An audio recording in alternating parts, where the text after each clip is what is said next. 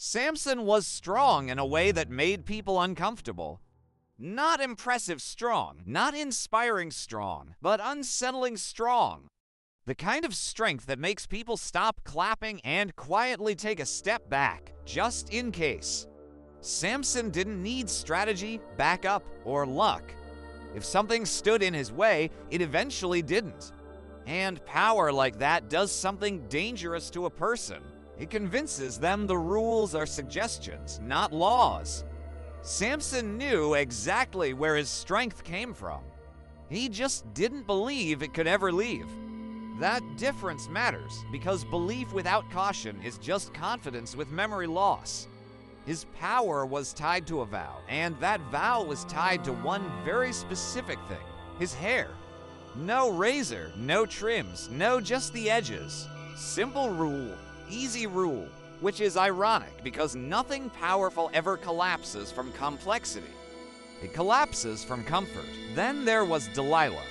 Delilah wasn't mysterious in a dramatic, movie trailer way. She was mysterious in a quiet, observant way. The kind of person who listens longer than she speaks, remembers what you say, and notices what you don't say at all. If Delilah lived today, she'd be the person everyone underestimated right up until they realized they shouldn't have. She didn't chase Samson, didn't compete with his strength, didn't try to overpower him. She let him relax, and that was the point. Samson fell for Delilah the way confident people fall, assuming attraction equals control. He didn't think he was vulnerable. He thought he was just visiting. He thought, I'm here for a moment. I can leave any time. That sentence has ended more lives, careers, and legacies than violence ever has. The Philistines had tried fighting Samson before, and it never worked. Strength met strength, and they lost every single time. So they stopped asking how to defeat him and started asking who he relaxed around. The answer was obvious: Delilah. They didn't threaten her or beg her, they simply made an offer. Find out the secret of his strength. Delilah didn't flinch, she nodded. Because curiosity, when mixed with opportunity, can be far more powerful than fear.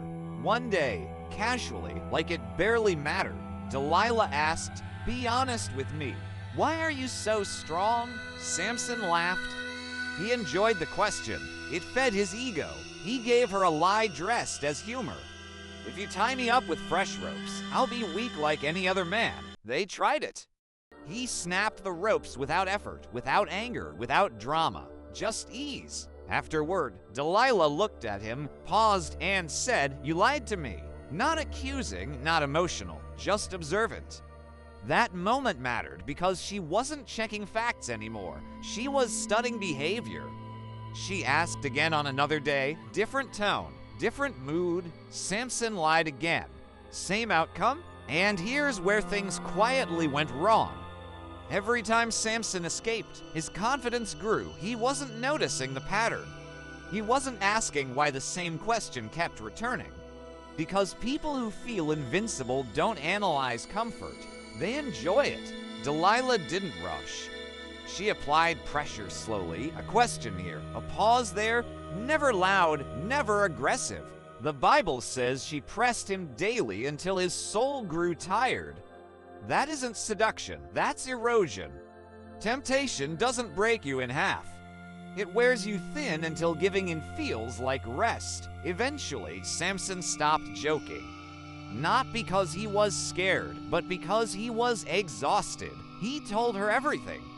About the vow, about the hair, about the source of his strength. He said it calmly, casually, because confident people don't recognize the sound of their own undoing when it's leaving their mouth. Samson fell asleep. That detail matters. He wasn't drunk. He wasn't restrained. He was comfortable. Delilah cut his hair quietly, precisely, without anger or hesitation. When Samson woke up, he did what he had always done. He tried to stand up like nothing had changed. But this time, nothing responded. No strength, no surge, just wait.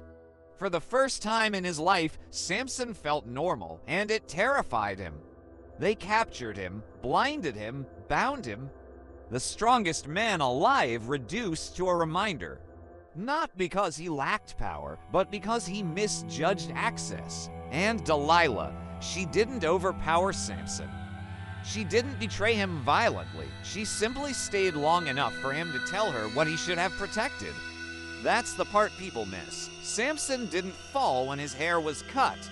He fell when he kept answering questions he should have stopped entertaining. This has been the Temptation series. Next episode, David and Bathsheba, when idle time meets opportunity. Because temptation rarely looks like danger. Sometimes it looks like comfort that overstays its welcome. Thanks for watching. Don't forget to subscribe.